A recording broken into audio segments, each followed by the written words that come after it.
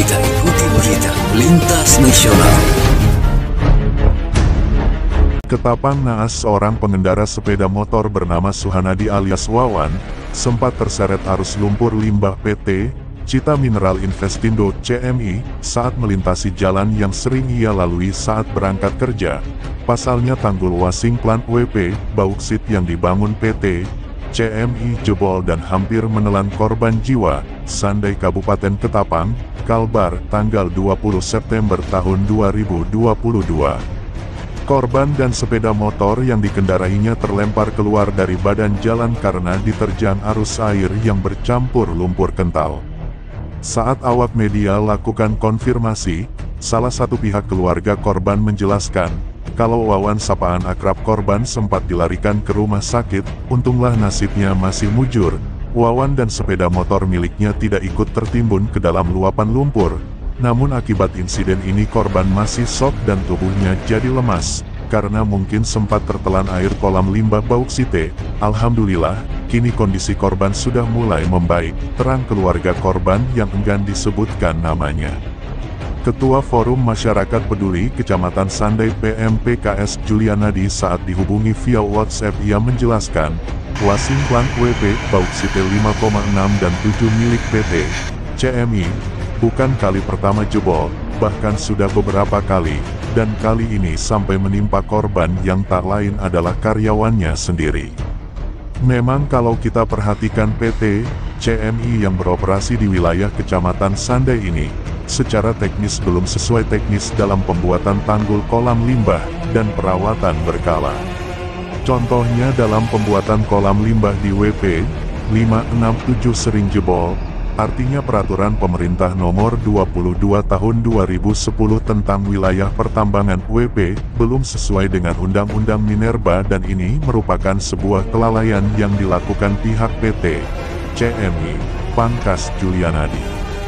Julianadi menambahkan, mulai beroperasinya pertambangan bauksit PT CMI di wilayah Sandai ini, sejak itu juga semua anak sungai alam yang berada di area pertambangan PT CMI, semua airnya keruh, apalagi anak sungai yang berhubungan langsung ke Sungai Pawan, semua airnya keruh. Mulai dari Desa Istana, Desa Sandai Kiri, Desa Muara Jekak dan desa lain yang masuk area pertambangan PT CMI. Terlihat jelas yang jebol kolam limbah WP 567 pada malam kemarin. Air lumpur yang tumpah itu tentu mencemari lingkungan dan masuk ke Sungai Pui. Dari Sungai Pui turun ke Sungai Kediuk, terus ke Sungai Pawan, begitu juga dengan anak sungai yang lain, keruh dan sudah meresahkan masyarakat. Akibat penambangan yang tidak terukur saat curah hujan begini, jelas Julianadi.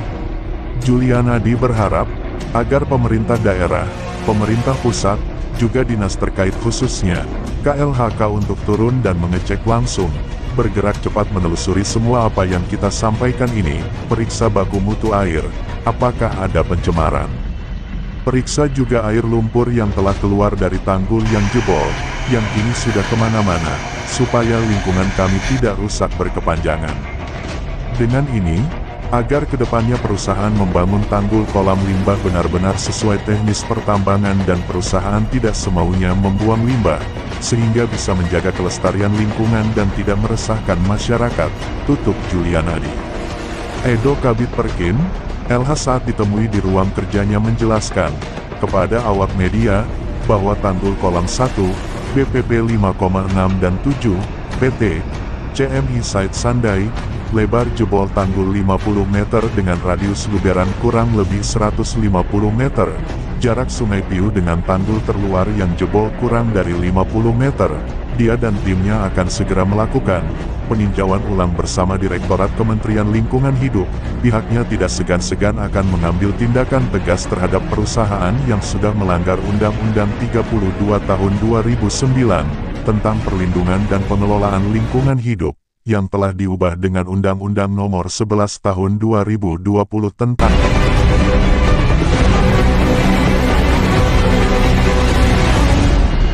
Ketapang, Kalimantan Barat, Muhammad Supandi, melaporkan. Kita ikuti berita lintas nasional.